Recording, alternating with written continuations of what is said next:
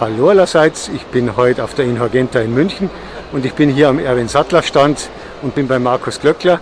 Der erklärt mir jetzt ein paar von den Neuheiten. Heuer gibt es 2 Neuheiten. Nach Corona ist man wahrscheinlich ein bisschen zurückhaltender gewesen mit den Neuheiten. Wir waren im Hintergrund nicht untätig. Die Produktionsmannschaft war nicht sehr von Corona betroffen. Insofern haben wir natürlich auch was Neues gebaut für heuer. In unserer 100 cm Gehäuseklasse gibt es eine Gehäusebauweise mit rahmenlosen Türen, entspiegelt, sodass man sehr schön plastisch das Uhrwerk erkennen kann. Das ist jetzt ein neues Modell, die Opus PMD 100.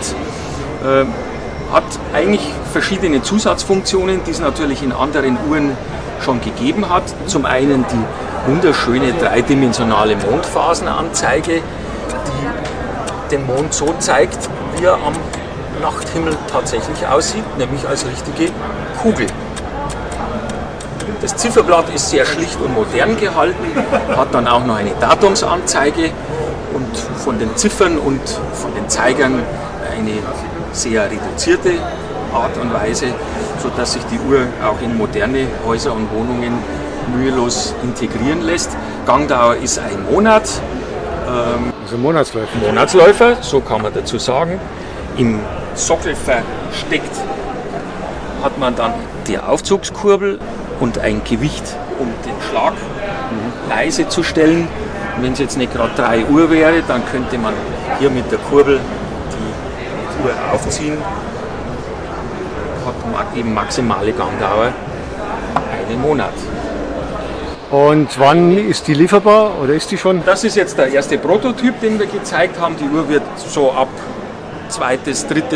Quartal diesen Jahres lieferbar sein, wenn wir dann die Serienproduktion starten. Was muss man dafür ausgeben, wenn man sowas hat? Dafür muss man um die 13.000 € ausgeben und hat dann eigentlich ein sehr exklusives Stück für den Wohnbereich.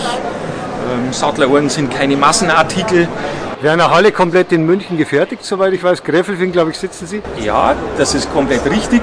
Alles, was das Uhrwerk angeht, die Uhrentechnik, das wird bei uns in Gräfelfing hergestellt.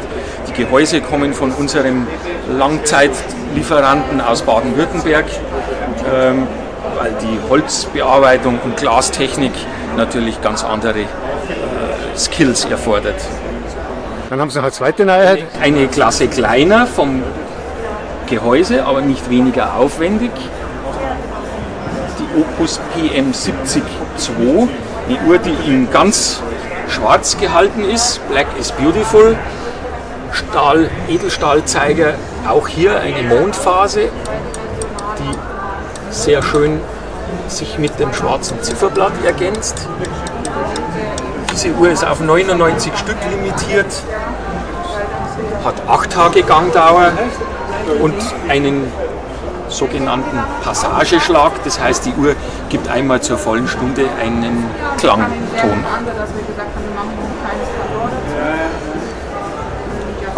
Das heißt limitiert auf eine kleine Stückzahl? Auf 99 Stück. Jede Uhr hat ihre eigene individuelle Nummer im Zifferblatt. Ah, ja. Und ja, so ist es auch für den Kunden möglich, in Maßen seine Lieblingszahlen, je früher er die Uhr bestellt, eben auszuwählen. Die wird dann als Nummer kleiner etwas preiswerter sein, vielleicht noch im 4-stelligen? Ja, die liegt so knapp um die 10.000 €. Gut, dann bedanke ich mich bei Markus Glöckler für die kleine Erklärung der Neuheiten, die es heuer gibt, 2022 auf der Inhorgenta. Nach der langen Corona-Pause endlich mal wieder eine Messe in München. Ich bedanke mich. Dankeschön.